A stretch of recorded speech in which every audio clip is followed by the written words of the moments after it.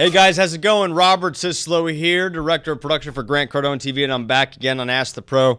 Kind of doing a little bit something different, just doing a checkup with, he's a serious dude. He was down here on Power Players. He's got the Best of Houzz award in the industry for landscaping, design, architecture. This guy is the guy you need to know.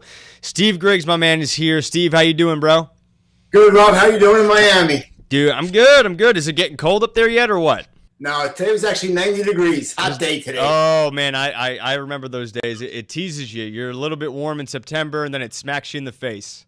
I'd say the bottom's going to drop out here in a few weeks when they start turning the clocks back. Oh, yeah, of course. So, look, man, the purpose of this is, you're advertising with us. You were on the show with Power Players, kind of wanted to see how things are going, so you could tell me a little bit about that.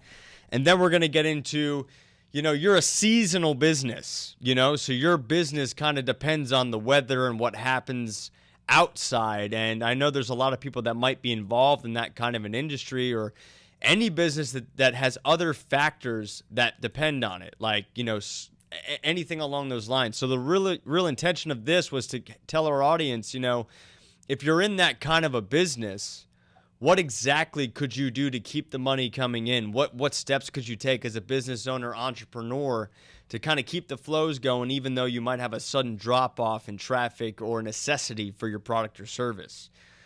So why don't you tell us a little bit about that, Steve, and then we'll roll right into it. So the business is landscape design, and we do high-end residential landscaping in the New York area. The problem is you have very long, cold, dark winters, and you have, a very short season.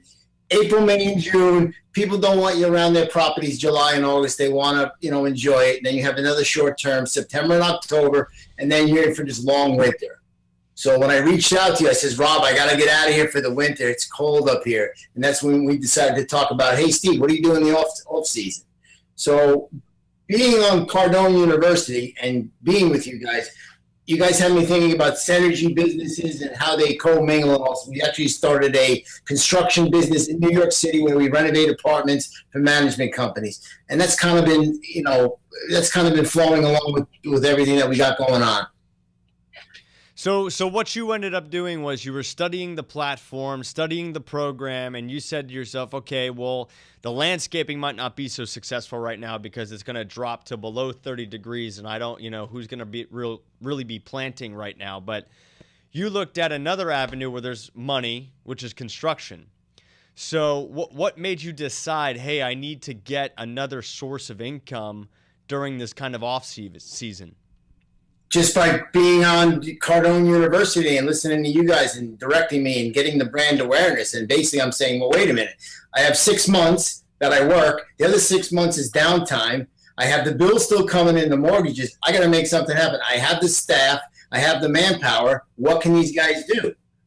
So you bring them inside. They're all trained carpenters, masons. They're basically labor force that you can segue them into other types of trades. And it's been great.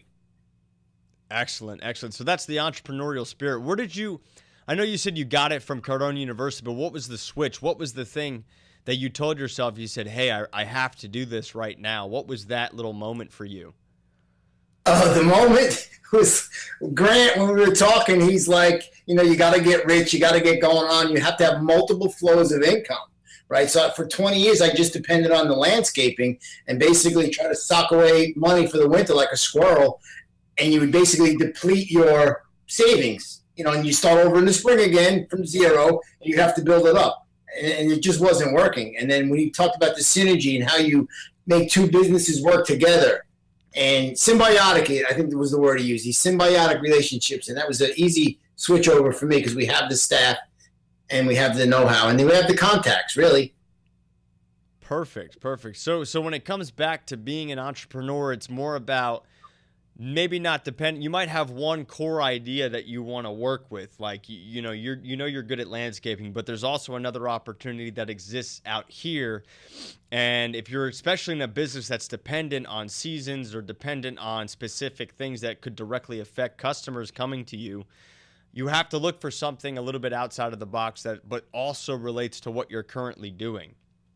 Correct. So when we do construction, it's the same thing as doing landscape construction outside, whether it's building a pool house or a cabana or an outdoor kitchen, when you bring the guys inside, it's the same mechanics. You have plumbers, carpenters, electricians, and you all have to, work together to get the common goal, which is to finish the apartment, or a rooftop penthouse that we're working on right now.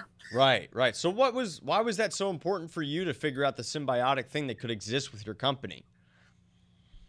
Because it was an easy transition.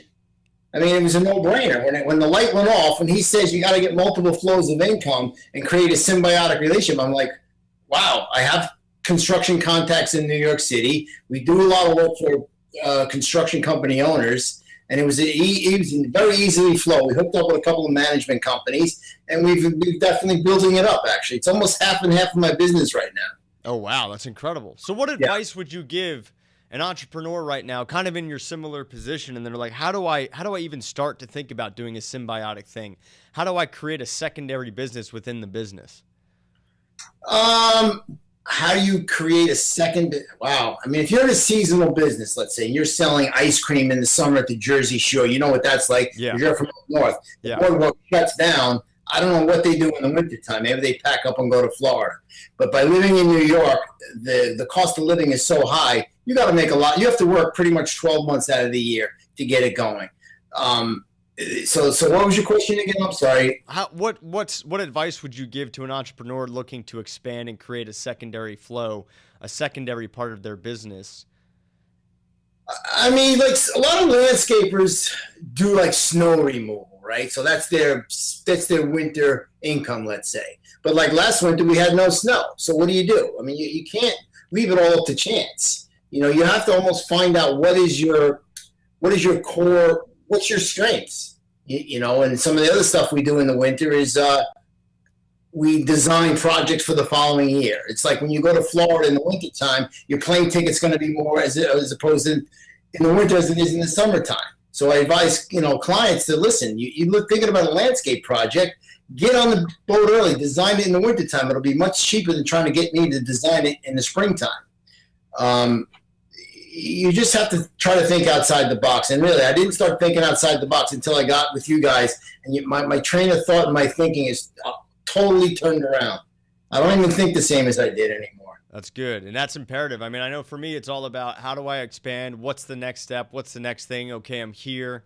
How could I expand what I'm already doing, which I know a lot of entrepreneurs and business owners think about. So the biggest thing I took out of today is you got to look at what your strengths are, your core of what the business actually is, and see where the opportunity exists, especially in seasonal businesses.